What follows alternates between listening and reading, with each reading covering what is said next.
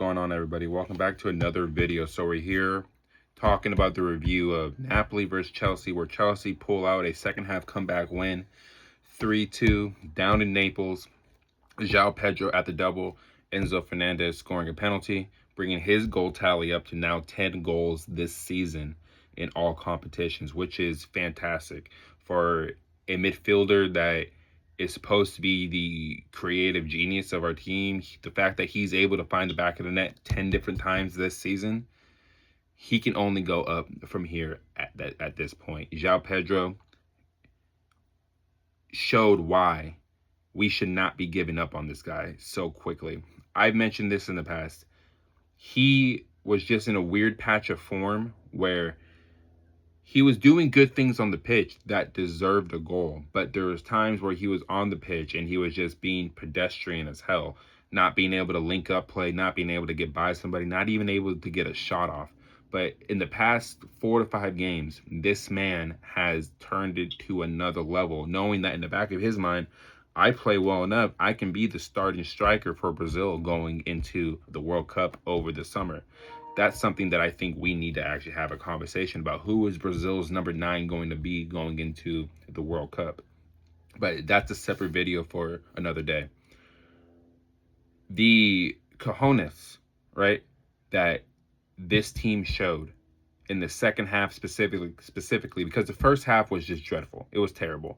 It wasn't good enough, right? Knowing that you needed a certain sense of urgency and some type of intensity to be shown going to Naples, knowing that they needed 3 points in order to secure themselves at least a knockout playoff position.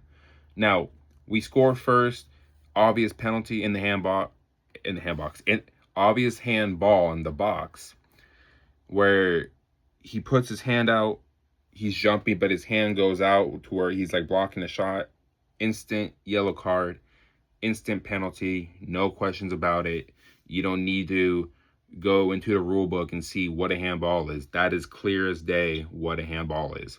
Enzo Fernandez steps up, takes a while to take the penalty. For me, it took about 10 to 15 seconds after the ref blew the whistle, but I just think it was to get his nerves and to get the stadium quiet.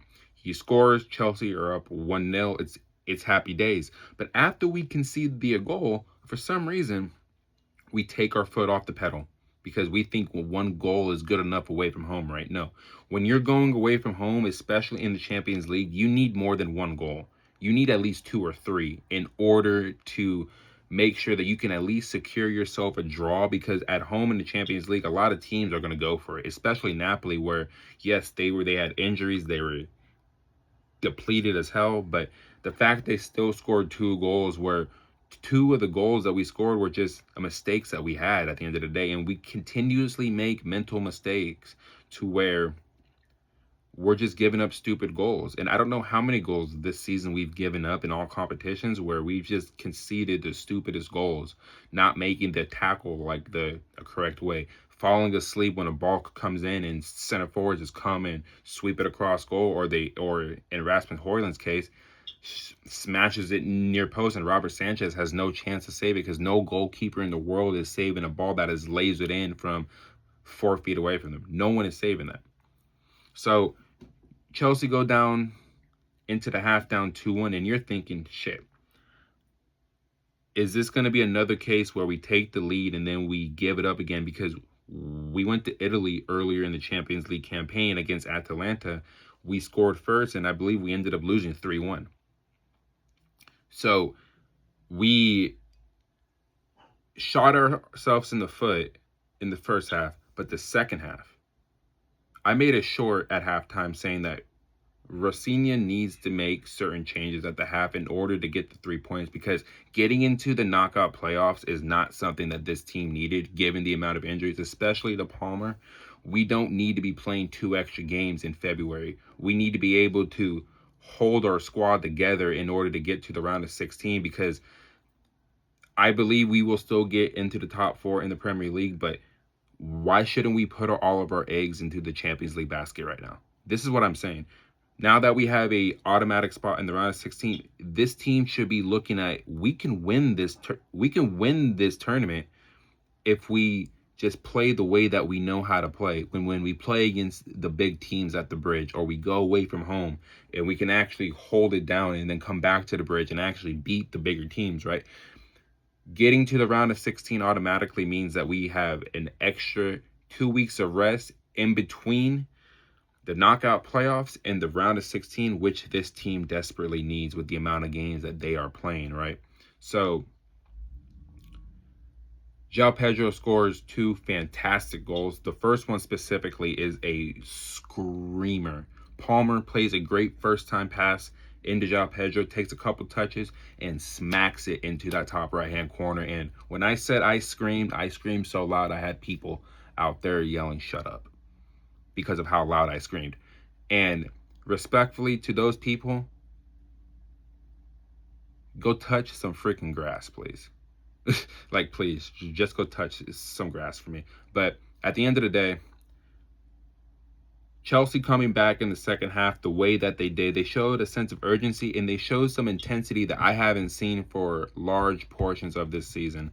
And they knew what they needed to do in the second half in order to get over the line. Palmer, yes, it's still going to take time for him to really get back to what he was doing the first 2 seasons with us and during the Club World Cup.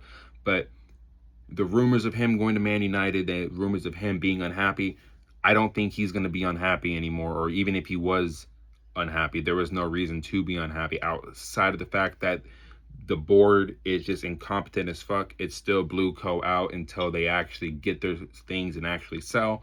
But this result alone gives me confidence that we can go to any stadium in Europe and actually go get a result, no matter what the situation with the other team is. If they play the way they know how to play and they're confident and they're incisive and they have imagination, they're dynamic and they take risks, this team is actually very difficult to beat. But that's what happens when you have a young squad, right?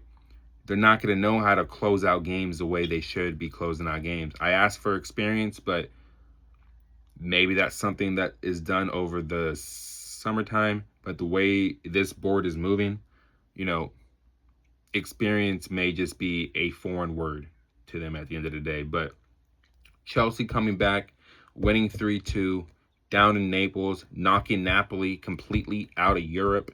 Now all they can focus on is just maintaining their position in Serie A. I think they're 4th right now. I don't think they're winning the league down there. There's no shot. I don't think they're catching Inter or AC Milan to get into that top 2. I think Napoli just need to focus on the league, try to get top 4, and then we'll see what they do next season. But for Chelsea, yes, focus on the Premier League. Just keep what you did in the second half and bring it to the bridge on Saturday against West Ham, because West Ham have won 2 games on the bounce. They're looking to get closer and closer out of that relegation zone. 3 points would put them, I believe, 3 points behind Forest in 17th. So West Ham are going to come to the bridge with something to play for, but do they ever win at the bridge? Not really. So we'll get into that preview in a few days on Friday specifically. But this team in the second half showed us that the backs are against the wall. They're going to do everything they can to get the result. I'm not asking for the same 11 that started the game to be at West Ham, to play against West Ham, but I'm just asking for players to play into positions that they're actually comfortable in, right? There's no reason why Reece James should be playing center back away from home. If this was at the bridge and Napoli came to the bridge, I wouldn't have minded seeing this, but you're playing away from home where you need 3 points. If this is where the inexperience of our coach shows that the Champions League is not for chopping and changing and experimentation. It's to do the best you can to win the competition. That does not mean you experiment in the last league phase game of the league phase just to see how Reece James can play at center back. You have Chalobah on the bench. You have Tosin on the bench, who I don't want to see. Abadia Shields on the bench, right?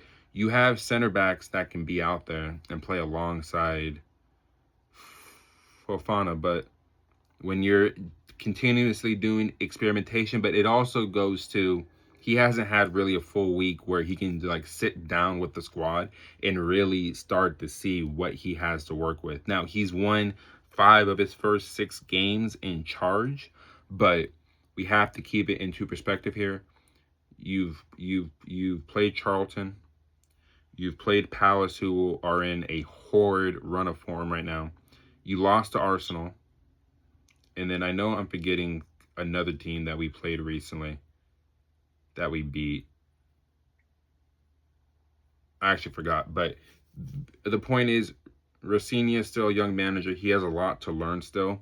But this should be a wake-up call to him that you're not supposed to be playing your club captain at center back. Can he play it? Yes. But is it preferred?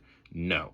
So with that being said, one last thing I want to get off before I end this video.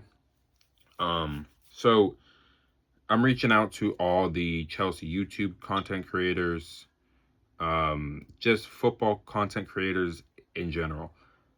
I'm trying to get my voice out there. I'm trying to get my opinions out there when it comes to the current setup at Chelsea and just football in general. I'm out here on the West Coast. I'm out here in California, and I'm as passionate of a Chelsea fan that you will meet outside of London. And I just want an opportunity from other people just to be able to speak my opinion to you guys, speak my mind about what I'm seeing on the pitch from an American's point of view, and especially being over 5,000 miles away, 6,000 miles away from the bridge. I want to be able to share with you guys what my opinions are when I'm waking up at 4:30 in the morning, 6 a.m., 7 a.m. to watch these games, right? And I just want to be heard on that part. So to people like Eunice, Blue Lions TV, you feel me? All of them, like, you guys are an inspiration to me to get this channel started, to get this channel going. I've seen traction on my videos recently, and it's been great. You know, hopefully one day we're able to do a collaboration, talk about the club that we all love, near and dear to our hearts, and just give the Americans' point of view, not Alex Goldberg or anything like that, but the Americans' point of view on what I am seeing and what we are seeing on the West Coast that support this great club.